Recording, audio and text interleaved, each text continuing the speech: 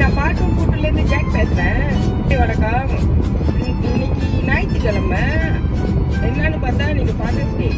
So எல்லா ஃபாதர்ஸ்க்கும் happy father's டே நினைக்கிறேன். முக்கியமாக ஃபாதர்ஸ் டே ஏன்னா அப்பா இப்போ இல்லை. ஸோ அப்படி இருந்தால் நான் என்ன செஞ்சால் அவங்க சந்தோஷப்படுவாரோ அதை செய்யலாம்னு நான் போய்கிட்டு இருக்கேன். அப்புறம் திருப்பி நான் கண்டினியூ பண்ணுறேன். அப்புறம் என்ன செய்யணும் ஏன் செய்யணும்னு அப்புறம் நம்ம பார்ப்போம்.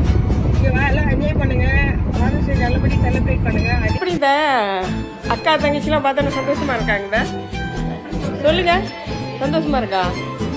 கொஞ்சம் சந்தோஷமா, ரொம்ப சந்தோஷமா? இப்போ சீக்கு ஓடிடுமாங்க? கண்டிப்பாக ஓடி இருந்தானே. உங்களுக்கு இதுதான் எப்படி தங்கச்சி பார்த்தானே ஆறுதல் இருக்கு. உங்களுக்கு இதுதான் ஏன்னா இப்போ கிடைக்கிற சான்ஸ், நம்ம இப்போ கிடைக்கிற வாய்ப்பு திருப்பி பார்ப்போமா இருக்கான்னு நம்மளுக்கு தெரியாது. ஸோ வாய்ப்பு கிடைக்கும்போது எல்லாம் சந்தோஷமா இருந்துக்குவோம். ஆமாம் தானே? இந்த என்ன ஒழுங்குதா இதெல்லாம் அவங்க அண்ணன் பழக்கி விட்டுது.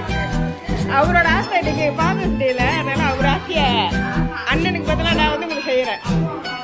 ஓகே ஓகே, எல்லாம் ஒரு பாய். காலங்கள் ஓய்ந்த பின்னும் காதல் என்ன, வாலிபம் தேய்ந்த பின்னும் கூச்சம்தான் என்ன, காற்று பறக்கும் காத்தாடினா